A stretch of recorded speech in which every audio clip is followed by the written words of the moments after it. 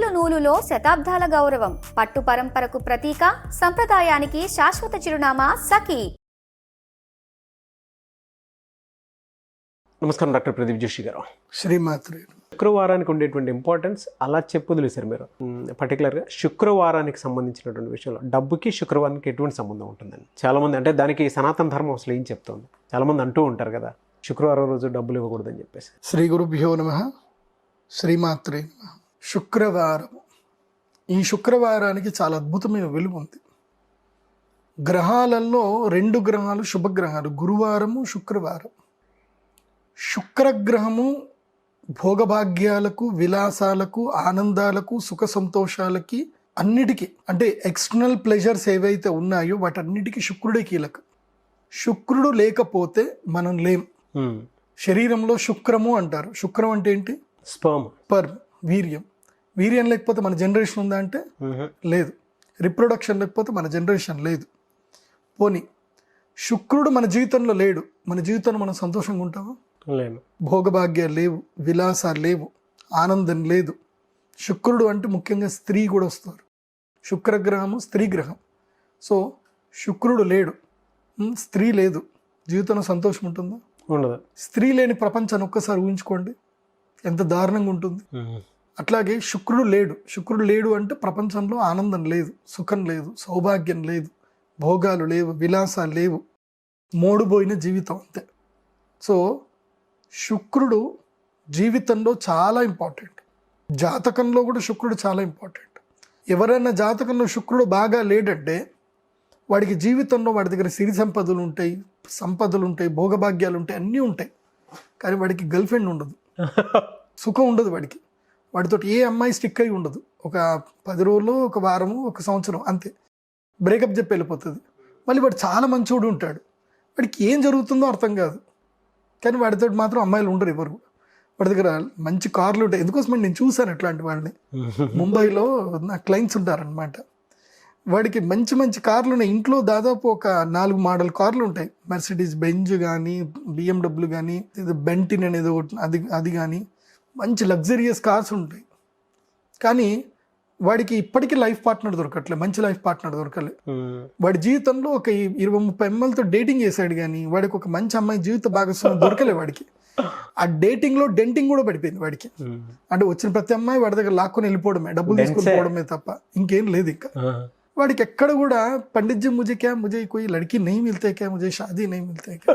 వాడు నా దగ్గర ఏడ్చేశాడు, లిటరల్ ఏడ్చేశాడు. मेरे पास सब कुछ है पंडित जी, इतना माल है, बीच के किनारे में किसी को भी फ्लैट भी नहीं रहते, मेरे पेड़ एक बिल्डिंग है, मुझे कोई भी लड़की नहीं मिल रही थी అని అంటే, వాడికి నేను కౌన్సిలింగ్ ఇచ్చిన తర్వాత ఒక రెమెడీ చేసిన తర్వాత ఒక 2 months తర్వాత పెళ్ళయింది. ఇప్పుడు మంచి అమ్మాయి దొరికింది వాడికి. కాకపోతే వాడికి అమ్మాయి ఇండియాలో దొరకలే, బికాస్ వాడి జాతక ప్రకారం వాడికి ఇండియాలో అమ్మాయి దొరకదు అని చెప్పి తెలిసింది నాకు. నువ్వు వెళ్ళి జర్మన్కి వెళ్ళి అమ్మాయిని తెచ్చుకో అని చెప్పాను. వాడు జర్మన్ వెళ్ళాడు, జర్మన్లో ఒక మంచి అమ్మాయి దొరికింది, అక్కడ మ్యారేజ్ చేసుకొని ఆ అమ్మాయిని తెచ్చుకున్నాడు. సో జర్మనీ అమ్మాయిని, స్పానిష్ కూడా, ఆమె జర్మన్ లాంగ్వేజ్ మాట్లాడుతుంది, ఆ అమ్మాయిని పెళ్లి చేసుకున్నాడు. మంచి 2 పిల్లలు పుట్టారు, బాగున్నారు, ఇప్పుడు హ్యాపీగా ఉన్నారు. సో శుక్రుడు బాగా లేదనుకోండి, అసలు నీకు సంసార సుఖం ఉండదు. ఇంకా నీ జీవితకాలం మొత్తం కూడా మొబైల్ తోటి ఫ్రెండ్షిప్ చేయాల్సిందే. కాబట్టి శుక్రుడు చాలా కీలకమైనటువంటి వాడి జీవితంలో. ఏది గ్రహం బాగా లేకున్నా శుక్రుడు బాగా ఉండాలి. కొంతమంది జాతకాలు నేను చూస్తాను, వాడి జాతకంలో శుక్రుడు అద్భుతంగా ఉన్నాడు. శుక్రుడు ఉన్నాడు కాబట్టి అసలు వాడిని చూస్తే మనకి ఈర్ష్య కలుగుతుంది తెలుసా. వాడికి అమ్మాయిలు స్పాన్సర్ చేస్తారు, డబ్బులు ఇస్తారు వాడికే. అరే నీకేం కావాలరా అని చెప్పి బంగారం కొనిస్తారు. వాడిని ఆడపిల్లలాగా, గర్ల్ ఫ్రెండ్ లాగా చూసుకుంటారు. వాడికి ఎక్కడ లేని డబ్బులు వస్తున్నాయి వాడికి. సో అట్లా కూడా ఉంటుంది, రాసి పెట్టింది ఉండాలి. శుక్రుడు బాగా ఉన్నాడు అనుకోండి, కలికాలంలో బాగా ఉండాల్సిన గ్రహం ఏంటంటే శుక్రుడు. అయితే శుక్రవారం రోజు వదులుకోవద్దు అని అంటారు. ఏది వదులుకోవద్దు? డబ్బులు ఇవ్వకూడదు ఎవరికి అని అంటారు. ఎందుకోసమంటే శుక్రవారం దేనికి సంకేతం అంటే భోగభాగ్యాలకు, వైభోగాలకి సంకేతం. ఓకే. అందుకోసమనే శుక్రవారం రోజు మనం ఎవరికి డబ్బులు ఇవ్వకూడదు. ఇచ్చాము అని అంటే మనతో పాటు మన డబ్బులు కూడా, మన శ్రీమంతత్వం కూడా వెళ్ళిపోతుంది. ఇంకోటి కూడా గుర్తుపెట్టుకోండి, చాలా మందికి డబ్బులు ఇస్తారు. డబ్బులు ఇచ్చేటప్పుడు కూడా శుక్రవారం రోజు ఒకళ్ళు డబ్బులు ఇవ్వాల్సిన పరిస్థితి ఏర్పడితే డబ్బులు తీసుకెళ్ళి ఒక టేబుల్ మీద పెట్టండి, తీసుకో అని చెప్పండి, ఓకే. కానీ చేతి పెట్టి డబ్బులు ఇవ్వకండి. డబ్బులే కాదు, శుక్రవారం రోజు డబ్బులు ఇవ్వకూడదు, ఉప్పు అస్సలు ఇవ్వకూడదు, ఒకళ్ళు ఇంకోళ్ళ చేతికి ఇవ్వకూడదు, ఆవాలు ఇవ్వకూడదు ఇంకొకటి చేతికి. ఇలా శుక్రవారం రోజు నూనె ఇవ్వకూడదు, నెయ్యి చేతికి ఇవ్వకూడదు, పెరుగు చేతికి ఇవ్వకూడదు. ఓయమ్మ. ఏది చేతికి ఇచ్చినా నీ యొక్క సంపదలు దాంతోపాటు వెళ్ళిపోతూ ఉంటాయి. ఓకే. కొన్ని వస్తువులు ఉంటాయి చేతికి తీసుకోకూడని వస్తువులు కొన్ని ఉంటాయి. పెరుగు చేతికి తీసుకోకూడదు, నెయ్యి చేతికి తీసుకోకూడదు, నూనె, ఉప్పు, అదేవిధంగా ఆయుధాలు ఎప్పుడు కూడా ఇమ్మీడియట్లీ చేతికి ఇవ్వకూడదు.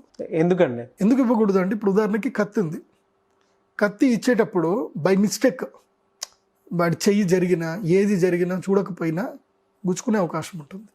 అది ఒకటి లాజిక్ చెప్పుకుందాం. కానీ ఇనుము ఎప్పుడు కూడా చేతికి తీసుకోకూడదు. ఇనుము చేతికి మారింది అనుకోండి, అది దరిద్రం అన్నమాట. అది వాళ్ళ దగ్గర నెగిటివ్ని నువ్వు తీసుకుంటున్నట్టు లెక్క. కాబట్టి ఇనుము చేయి ముట్టకూడదు.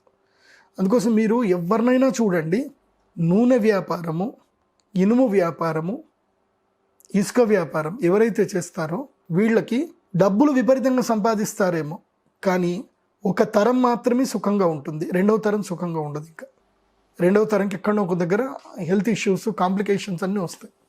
మూడవ తరం అయితే గ్యారంటీ వస్తుంది, నేను చూశాను కాబట్టి.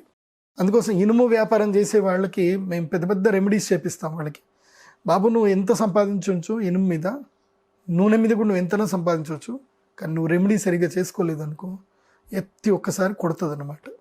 అందుకోసమే ఇనుము తర్వాత నూనె ఇవి రెండు చేతికి ఇవ్వకూడదు. ఈ వ్యాపారం చేసినా తప్పకుండా ప్రతి సంవత్సరము ఒక పరిహారాలు తప్పకుండా చేయించుకోవాలి. నెక్స్ట్ ఉప్పు ఇవ్వకూడదు అని అంటారు. ఉప్పు కూడా ఏంటంటే ఈ ప్రపంచంలో అన్కంపారబుల్ వస్తువు ఏదైతే ఉందో అది ఉప్పు. అన్కంపారబుల్. ఉప్పు నువ్వు దేంతో పోల్చుతావు చెప్పు? పోల్చడానికి ఏమీ లేదు, ఉప్పు ఉప్పే. కాబట్టి ఆ ఉప్పు అనేటువంటి వస్తువు ఏంటంటే అది బరువైన వస్తువు, అందులోపల అది నెగిటివ్ని పారద్రోలే వస్తువు.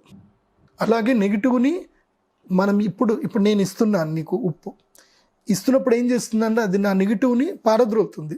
పారద్రోలినప్పుడు ఏం జరుగుతుంది, అది నీకు కూడా వచ్చేస్తుంది. నీ దగ్గరికి వచ్చిన తర్వాత నీ నెగిటివ్ పోవడం వేరు, కానీ నా దగ్గర ఉన్న నెగిటివ్ని అయితే నీకు ఫస్ట్ ఆపాదించేస్తుంది అది తీసుకొని. కాబట్టి ఉప్పుని ఎప్పుడు కూడా చేతికి తీసుకోకూడదు. సో ఇలా నూనె కూడా తీసుకోకూడదు. నూనె అసలు నూనె అనేది ఏంటంటే నూనెని దానం తీసుకోవాలంటే ఒకప్పుడు బ్రాహ్మణులు, ఇప్పుడు కూడా ఉన్నారు చాలామంది డిమాండెడ్, నువ్వుల నూనె దానం తీసుకోవాలన్నా, నూనెని చేతికి తీసుకోవాలి అన్నా సరే నాకు 1 తులం బంగారం ఇస్తే నూనె దానం తీసుకుంటా అంటారు. ఏది 500 రూపాయల నూనెని దానం తీసుకోవడానికి 50,000 అడుగుతారు. అంటే అర్థం ఏంటి అంటే అది అంత నెగిటివ్ని ఇస్తుంది అన్నమాట. సో ఆ తీసుకునే వాడికి నెగిటివ్ ఇట్లా అంటుకుంటుంది పూర్తిగా. నూనె జిడ్డు ఎట్లాగైతే అంటుకుంటుందో అట్లా ఆ నెగిటివ్ అంత భయంకరంగా అంటుకుంటుంది. వాళ్ళు తులం బంగారం ఇచ్చినా తక్కువనే వాళ్ళకి నూనె. అట్లాగే పెరుగు చేతికి ఇవ్వకూడదు అంటారు. ఎందుకోసం అంటే పెరుగు ఎప్పుడు అరచేతిలో వేసుకోకూడదు, చేతికి ఇవ్వకూడదు. ఎందుకోసమనంటే మరణం అయిన తర్వాత, ఎప్పుడైతే గనక చనిపోయిన తర్వాత ఎవరైతే ఇంటికి వస్తారో అప్పుడు మాత్రమే పెరుగు అరచేతిలో వేస్తారు. పెరుగు అరచేతిలో వేసి నాకుమంటారు. అది ఒక సంకేతం అన్నమాట. అందుకే శుక్రవారము రోజు సిరిని విడవద్దు. శుక్రవారం రోజు ఎట్టి పరిస్థితుల్లో డబ్బులు మీరు వదులుకోకండి, ఎవరికి డబ్బులు ఇవ్వకండి, ఎవరికి అప్పులు ఇవ్వకండి. శుక్రవారము తప్పకుండా చెప్పండి, శుక్రవారం కదండి, ఆదివారం రండి మాట్లాడుకుందాం, అంతే, సోమవారం రండి మాట్లాడుకుందాం, అంతే. శుక్రవారం రోజు మాత్రం డబ్బులు ఇచ్చేది లేదు. థ్యాంక్ యూ అండి. Thank you so much doctor Pradeep Joshi గారు.